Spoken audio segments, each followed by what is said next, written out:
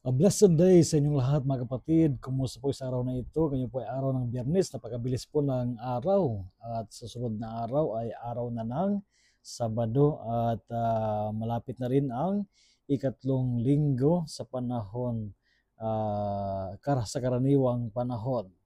Mga kapatid, ating pakinggan ang ibang news araw na ito mula sa Ebanghelyo San Marcos, chapter 3, verses 13 to 19.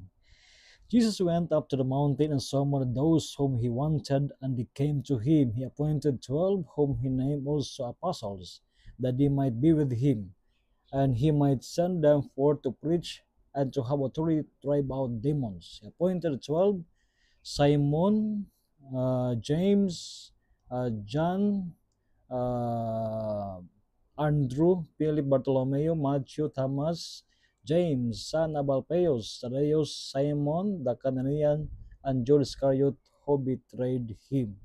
Ito po yung 12 apostles na pinili ng ating Panginoon Kristo. Sila ay pinili upang sa gayon kanyang ipahayo, ipadala upang mangaral.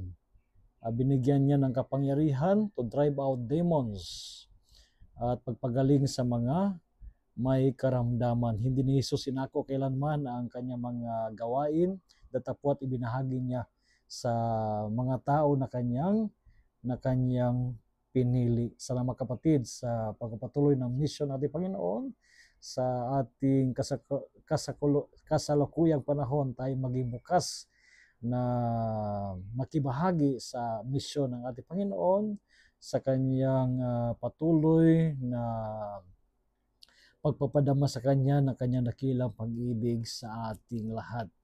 At naway wag nating sabihin na tayo ay hindi karapat-dapat.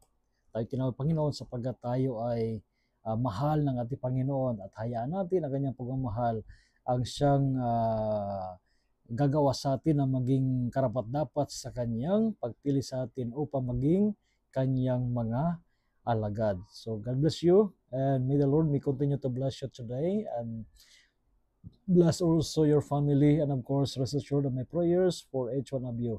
Ingat po kayo lahat. At syempre, shout out sa inyong lahat na ating mga masugid na mga tagapagsubaybay, tagapagtanggiling ating social media apostolate na likes. If you like, you can share and you can make comment and you can spread with your friends this beautiful and simple social media apostolate. God bless you all again.